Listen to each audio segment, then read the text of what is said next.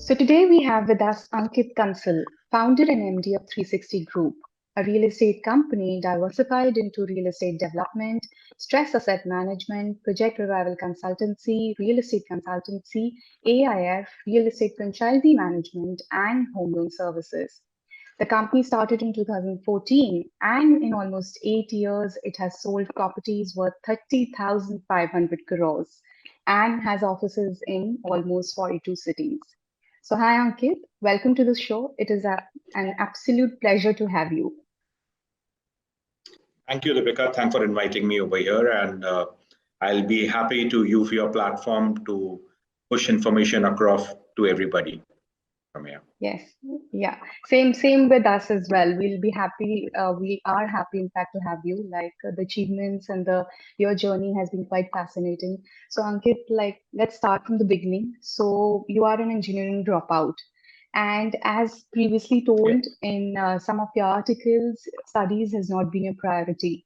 So, you left Kanpur in 2001 and started your own company just at the age of 18. So, how did it all start? Just a small rectification at age of 17 rather than 18. That's Oh, really where my fantastic. journey got started. Okay. So yes, I got enrolled into an engineering college. However, Mhm. I was very keen to run my own business. And against the wishes of my parents, I went ahead, uh, decided to drop out of the engineering course where I Mhm. was enrolled into and get into business straight away at the age of 17. Mhm. In a way, I spoke to one of my cousins who was based in Delhi at that time, and he was running Mhm. a buying agency business. And I left Mhm. Kanpur to come over to learn the tricks of the trade and then take it up from there. So that's how my really work journey got started. Okay. So before 360 Realtors, which has obviously has become quite big, you started two more companies. So in between, while I was doing this research, so in 2008, you lost all your money which you had earned in these 7 years, and you also had debt on your head. So how did you rise up again, back again? What motivated you? And if I may ask, what was the amount of debt you had which you had to repay back? Oh, all right. So yes, as I started my career around 2000, 2001, and Mm-hmm. then was doing fairly well. Literally, I was minting money for next 6, 7 years Mm-hmm. before I hit on to 2008, where Lehman crisis came through. And Okay. at that time, quite a few of my export buyers, because that was the business I was initially involved in, export and buying agency business. Mm-hmm. And three of my largest customers went bankrupt, one after another, which really implied that I had not just my debts on my head because those companies owed me a lot of money. I had goods ready to ship lying in my factory. And at the same time, loss of business opportunity, which was created over a period of so many years.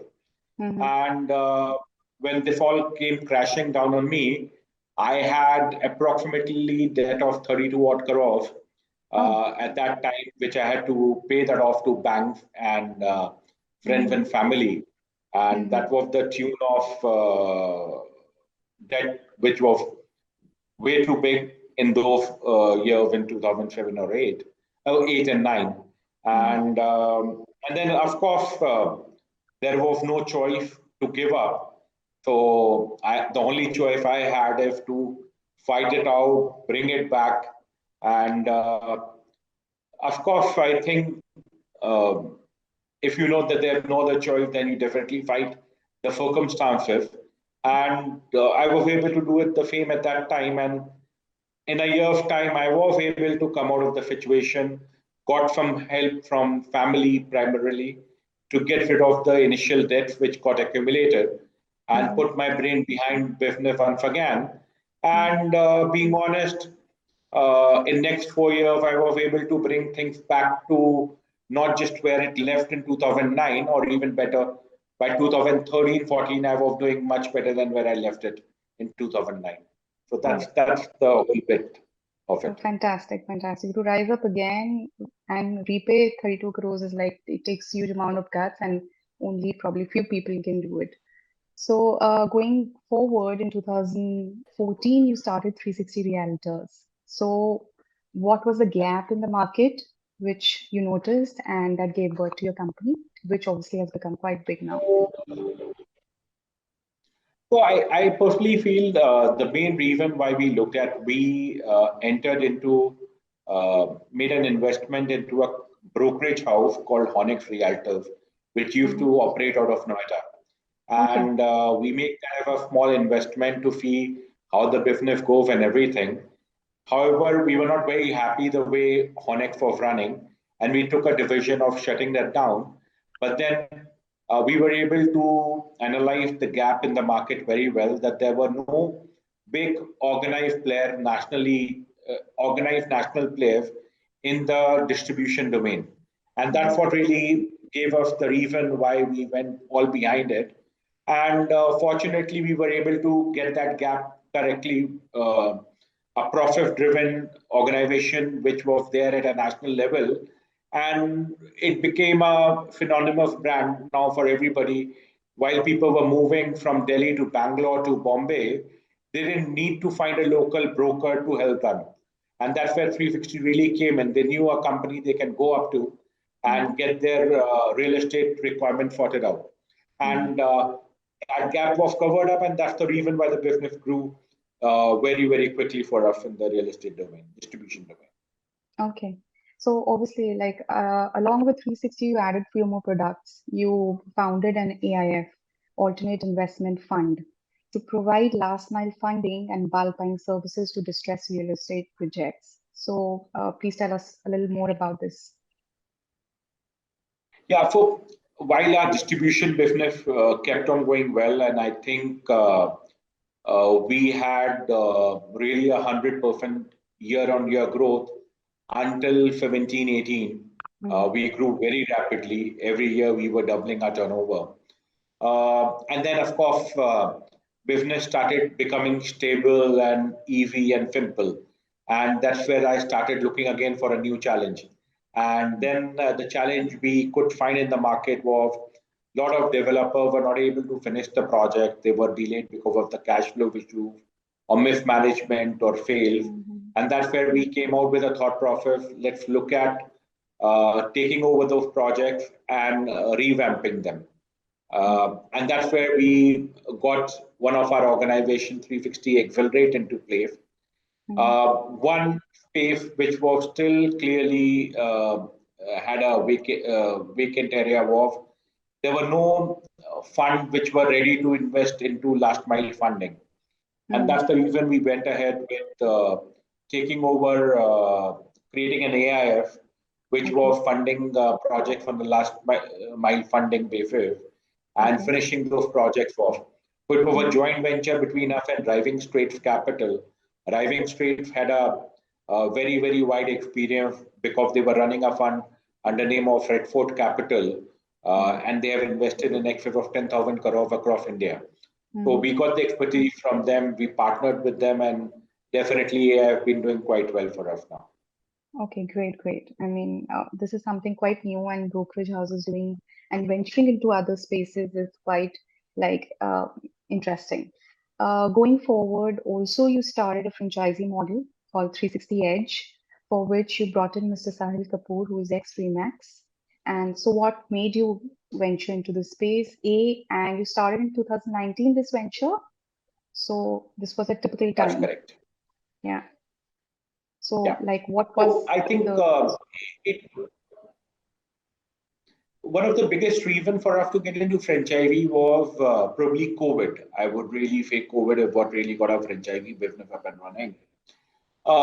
Once we got the direct distribution business all well set up, we were looking at alternate revenue sources, alternate sales sources to be created.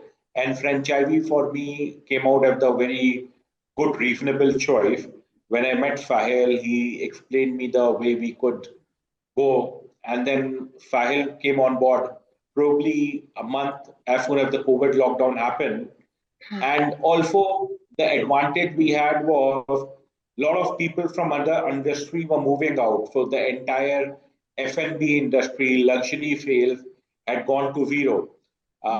So there was a lot of talent from other industry which was ready to get into real estate, because at the end of the day, be COVID or no COVID, people needed housing. And that's the reason why franchisee business for us started at that time and had done reasonably well for us, and it's moving at the right pace right now for us. Okay, great, great. Something quite interesting, and obviously 360 Edge actually it's doing quite well. So while I was going through your company profile, your company's motto is honesty, commitment, and reliability. So obviously our market is as such right now as well, even though we are seeing a shift. Right now also it's quite scattered. There are a lot of miscommitments happening from the builders side as well as the brokers side. So how do you manage the miscommitments which happen in case it is done by your sales guys? See, I definitely see that's a big challenge in the market, and I'll be very honest and upfront about it. If not that, sales team down the line just to close a sale does not make miscommitments. That have happened in the past in our organization also. The only thing we can revolve it if we try and put a lot of checks and balances in place so that sales team is thoroughly checked with what commitments they have made. Even when certain commitments are made and not followed, I personally take intervention into the entire thing. And even if a single customer reaches out to me directly, I'll ensure that it's duly taken care of, and whatever commitment have been made by the organization are taken care of at our end. So I think having a transparent dialogue with our consumers, ensuring that if somebody have been misguided or miscommitted, then we intervene and sort problems out of how we look at it. Okay, great, great. Something which is quite the need of the hour.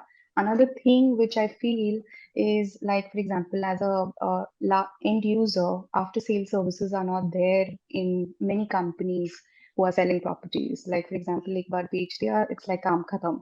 You don't have to approach the client again. They don't approach the client again after they have sold the property. So I feel for a brokerage company to have after sale services is very important. So what is your take on that? I totally agree with you. I think, as you rightly said, the markets are shifting, business is shifting. And that's the reason why organizations like 360 have not just been able to do good, but keep on doing better, because we understand that customer service is the most fundamental part of the business today. Yes, you are absolutely correct. In most of the cases, once we have sold one property to the customer, he will not be your customer again. It's a rare thing that he'll be buying a second property. However, word of mouth really works. If we have a happy and satisfied customer, he's definitely put in a word to his friends and family and people across, which helps us to go organically grow our business. And those are certain aspects that most of the companies overlook, and they find it difficult and keep on shifting their business model from time to time. So I personally believe that customer servicing is very important. We ensure whatever we can do in terms of helping our customers take it things to the next level, we definitely do it. Okay, that's great. That's great. So another problem which wanted to take your viewpoint on was like Delhi NCR, a lot of builders are going bankrupt currently. Like, was it really because of the land acquisition was given to them at a minimal rate, and or maybe because of some other reason, or how will things change in the future going forward? Yeah, I think we have to probably divide the problem in different parts. There's a very, very different and a similar straightforward problem that's with Noida or Greater Noida for that sake. While NCR, if we talk about Delhi and Gurgaon, fairly the problem have been much lesser in Delhi and Gurgaon, reason being the land have to be fully paid or a joint venture was structured where there was no involvement of government or anything like that. So the defaults have been, I'm not saying that there have been no defaults by developers in Gurgaon, Noida, but they are much lesser as compared to Noida. Uh, while the bigger problem in Noida had been, while the land was allotted at 10%, most of the land did not get paid. And just in greed for more and more money, developers went berserk, taking over projects and diverting funds from one project to another. Of course, now with Noida and Greater Noida Authority being much more vigilant, not allotting plots at 10% for only those serious players who have the bandwidth to invest and make the projects completed are coming into play. Secondly, radar is playing a very vital role, ensuring, monitoring that the money doesn't move from one project to another. And in the next few years, we should be being a much cleaner real estate industry going forward. Great, great. So going forward, obviously, we would want things to improve, and hopefully they will improve now since RERA has come into place. Hopefully things will change. Also, like noticing in the Indian real estate market is like of late there has been a shift in the trend among buyers. Like that now they are preferring ready to move in projects as compared to the under constructed projects. So this indicates a lack of trust in the market by the buyer. So do you see this changing anytime soon in the future, maybe? Yeah, so I think definitely there's a lack of trust in the consumer, and they're looking for ready to move in property because the smaller brands, there have been a lot of default by developers where they have not been able to deliver their commitments even for last 10 to 12 years. And people don't want to take a chance. They want to put their hard-earned money into something where they can get a house, they can see it and buy it. And also there's a shift happening now where people just don't want to buy their dreams. They have been fooled enough by developers and they want to see before they buy. So when they do take a ready to move in property, then definitely they know what they are getting. They are very well prepared for it. And I think that's really working in their favor. And I don't see that trend changing anytime soon now. I think Okay. we will definitely have this. In fact, in future to come, you will see ready to move in projects being launched by the developers. So Okay. where they'll finish the bill and then they'll launch the project. And that's exactly how it should have been, being honest about it. And Okay. I think that change will definitely come. It is going to go only more in that direction rather than taking it any way backwards. Okay. So taking that forward, like obviously since the like a general investor invests because of the capital appreciation in a under constructed project. So how will that take into account in case builder comes up with a ready to move in project? See, I think real estate has become a end use product more than an investment product. And a person who want to buy a house definitely want to buy a house to get a security and guarantee. Appreciation in real estate is going to be marginal year on year, and appreciation would go majorly into land, primarily or plotting. For anybody who's looking for a house, be it a villa, be it an apartment, be it a floor, he would prefer to buy something which is ready to move in and not to really run behind that capital appreciation, but rather have a peace of mind of getting what he wants in life and have a secure environment for himself. Definitely, definitely. So, another Ankit, since obviously your journey has been fascinating and something to look up to by many people who are looking to join the industry, any advice out to the entrepreneurs out there who want to join the industry? Uh, Again, I think the only advice I could say over here is uh, be committed, be honest, and I think you will find your own way. A lot of people try to make shortcuts. There are really no shortcuts in life. You'll have to put in hard work. You'll have to put in effort. Everybody Mhm. sees that success, but nobody sees the commitment and effort which have been put behind that success. So I Mhm. think anybody who's putting in reasonable effort uh, definitely will be able to make it big for himself. I do not think ever that we have done anything which is out of this world. Just doing those small things right itself make a good business. And I think I would expect the same others to do and get to a stage like this in life. It's something actually quite nice to hear from a person who has made it so big. So quite humbling, in fact. So another quick piece of advice, like for example, if you put yourself into an average property investor's shoes, so what kind of properties and which locations you would invest your money in?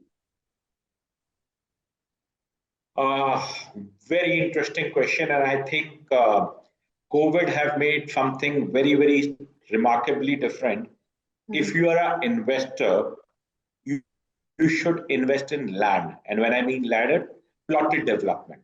Plotted development which are gated, which are secured, but land is only best way to make good money in Indian real estate. If you're looking at investing into flats, investing into villas, I don't feel that as a good investment proposition. Plotted developments are very good propositions. Second, upcoming location is something which you need to go behind. You cannot look at developed location and then expect a high return on your investment. And third, in terms of locality, second homes are really catching up. For plotted developments around Goa, hill stations like Mussoorie, Dehradun, or places where new infrastructure is coming in, which should be, so if I try and summarize, plotted development with upcoming infrastructure or in a second home environment is going to be a best investment at this moment. Oh, wow, great. So, and another, like obviously you have been there in this market for the past 8 years now in real estate market. So a lot of companies have started coming up and solving a particular problem in the past 2 years. So any problem which you feel is still unsolved and needs to be like people out there needs to cater to that problem, maybe in real estate market. Could you repeat, Deepika? I could hear you clearly. If you could just repeat your so question. any problem which you feel in the market which still exists and it needs to be solved currently in Indian real estate market. For Indian real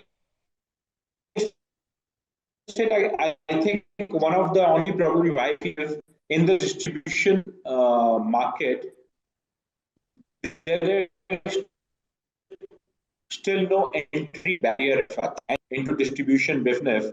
And that's where, without any proper education, understanding of the real estate, the people come into the business and then ethically, they're not very strong at times. They want to make quick buck and go behind things.